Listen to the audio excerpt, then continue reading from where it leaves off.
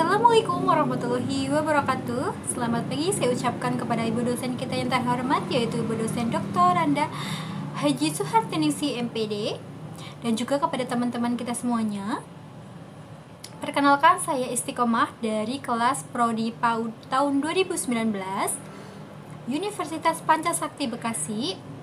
Di sini saya akan menjelaskan tentang pertemuan ke-1 hingga ke-7 dari mata kuliah Manajemen PAUD yang langsung dibimbing oleh Dr. Randa Haji Suhartiningsih MPD. Bentuk penyelenggaraan PAUD.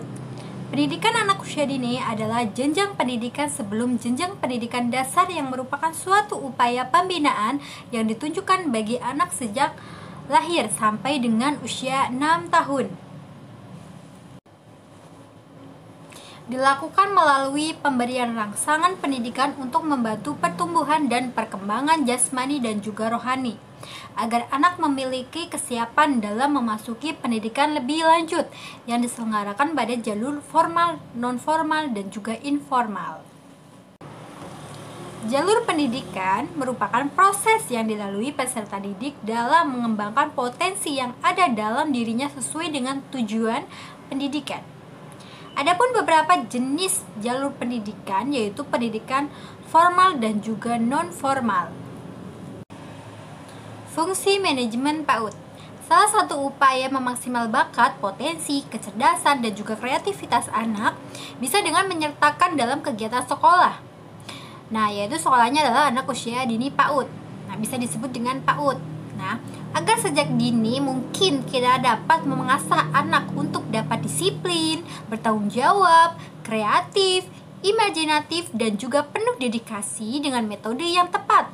Nah, kurikulum yang bagus dalam lembaga yang baik, maka anak mampu berkembang pesat dibanding dengan anak yang tidak mengikuti sekolah PAUD. Bidang-bidang dan tugas manajemen lembaga PAUD.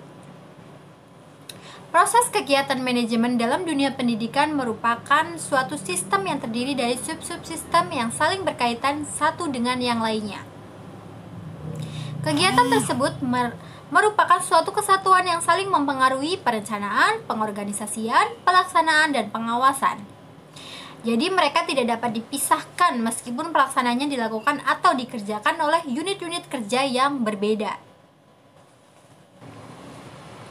Jadi dengan adanya pengaturan diharapkan setiap instansi atau lembaga, termasuk lembaga PAUD ini, dapat berjalan secara efektif dan efisien. Sehingga manajemen PAUD merupakan suatu upaya mengelola, mengatur, atau mengarahkan proses interaktif edukatif secara teratur, terencana, tersistemasikan untuk menjadi tujuan PAUD. Ragam bentuk PAUD dapat berupa jalur pendidikan non-formal seperti taman penitipan anak dan kelompok bermain, sedangkan jalur pendidikan formal dapat berbentuk taman kanak-kanak, radiatul atfal maupun bustanul atfal. Sedangkan manajemen PAUD meliputi kompetensi pendidik, pola pembinaan, pengembangan dan juga pemberhentian tenaga pendidik, dan kependidikan serta manajemen personalia atau SDM.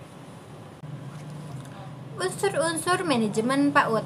Nah, jadi manajemen pendidikan anak usia dini adalah ilmu pengetahuan yang mengandung suatu proses ataupun sistem yang mengkoordinasi, memadukan, menyelenggarakan, dan mengimplikasikan berbagai sumber daya pendidikan seperti guru, sarana, dan prasarana pendidikan, dan sebagainya untuk mencapai tujuan dan sasaran pendidikan yang berkualitas. Ya, alhamdulillah sudah selesai penjelasan tentang manajemen dari pertemuan pertama sampai pertemuan ke-7.